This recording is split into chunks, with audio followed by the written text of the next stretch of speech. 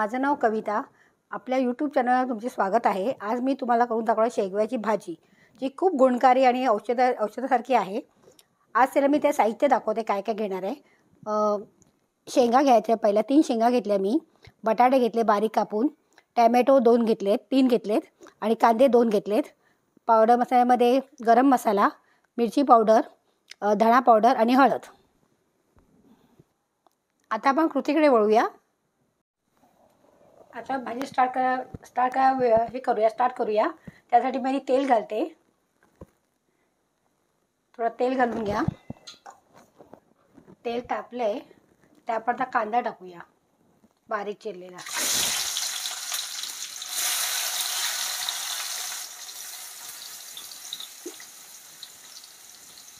शेगव्याच्या भाजीचे गुणधर्म भरपूर काही आहेत. शेगव्याची भाजी ही 300 रोगावर रामबाण उपाय आहे. एक अमृत म्हणून त्याला बोललं जातं. शेगव्याच्या भाजीने वेट लॉस व्हायला मदत होते. तसं डायबिटीजच्या माणसासाठी शेगव्याची फुलं त्याची भाजी खूप चांगली असते. आता मीठ टाका थोडं. आपल्याला कांदा शिजवून घ्यायचा आहे.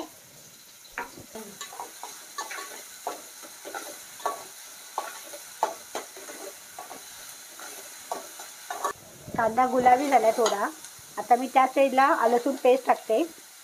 1 चमचा लसूण पेस्ट आहे.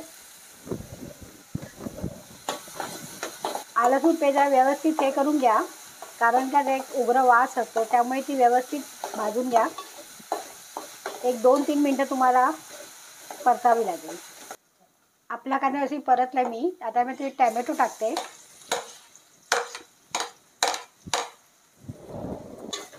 टॅमॅटो व्यवस्थित परतवून घ्या, जरा गळून घेऊ दे.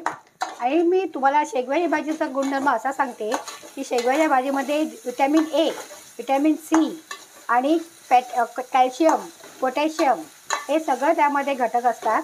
आणि वरून असं आहे की शेगव्याच्या भाजी खाल्ल्याने तुम्हाला इम्युनिटी पॉवर पण वाढते. आपला टॅमॅटो अशी परतून झाल्यात. त्यात आपण सगळे मसाले टाकूया.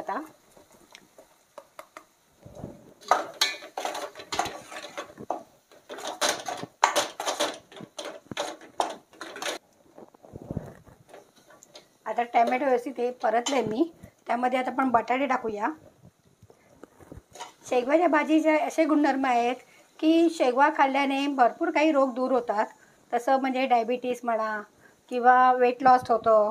परत आणि जे काय माहिती आहे, शेगव्याची भाजी ही लो ब्लड प्रेशरच्या माणसाने खाऊ नये, कारण त्यांना जास्त हाय ब्लड प्रेशर होऊ शकतं. आणि गरोदर बायका आणि मासिक पाळीच्या मुलीने शेगव्याची भाजी खाऊ नये, तेव्हा त्यांना पित्ताचा त्रास होऊ शकतो.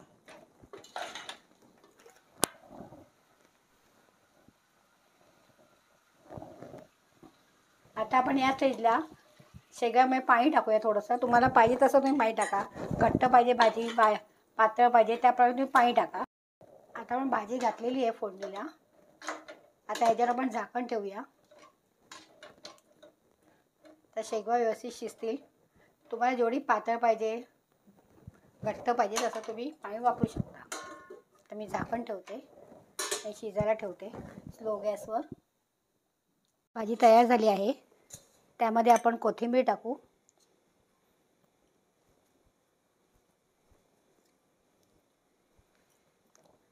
आपणाला जर ही माझी रेसिपी आवडली असेल तर आपण मला कॉल करू शकता. मी घोडबंदर ते ठाणेपर्यंत डिलेवरी देते.